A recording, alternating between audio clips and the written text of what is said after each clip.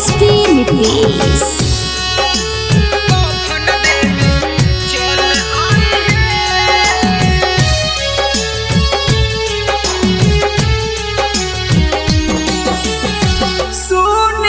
पगली का हम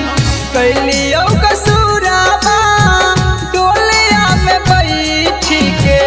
जाते ही ससुराबा सुने के पगली का हम कैलियो कसूराबा डोलिया में बैठी के जाते ही ससुराबा एगो अंतिम इच्छा हमर पूरा करी हे एगो अंतिम इच्छा हमर पूरा करी हे जहिया मरब त कफन देबे चल आई हे जहिया मरब त कफन देबे चल आई हे।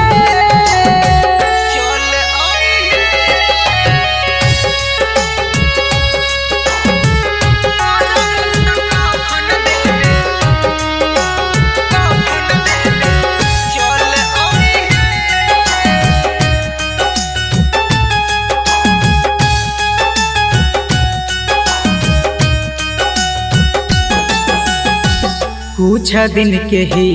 पगली हमें हमान गे गलती का कैली कोई नहीं बिरान गे कुछ दिन के ही पगली हमें हमान गे गलती का कैली जे तू कोई नहीं बिरान गे अब मौगिया में हमर नाम के ना सिनुर भरी हे अब मौगिया में हमर नाम के ना सिनुर भरी हे जहिया मरब त कफन देबे चल आई हे जहिया मरब त कफन देबे चल आई हे।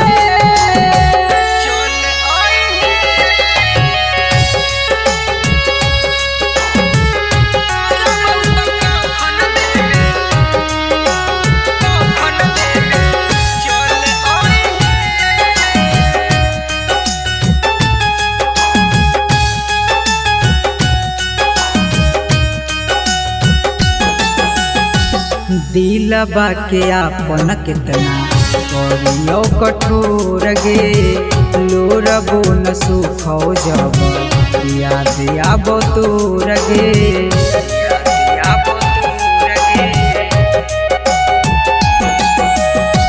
दिलबा के आपन कितना करियो कठोर गे लोरबो न सुखो जब याद आबो तोर गे मैजिक आनंद कहियो ना नाम धरी हे सुबोध नीतीश कहियो ना नाम धरी हे